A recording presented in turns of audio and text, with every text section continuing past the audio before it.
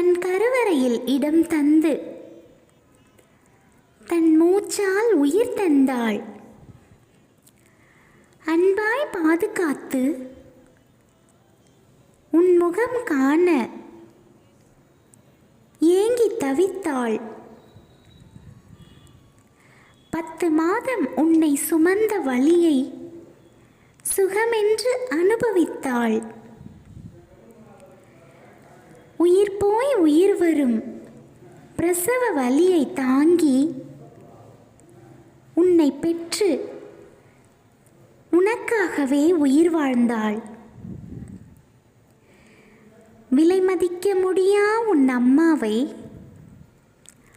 ஆசிரமத்தில் சேர்த்து கடைசியில் அவளை அனாதை பிணமாய் ஆக்கிவிடாதே.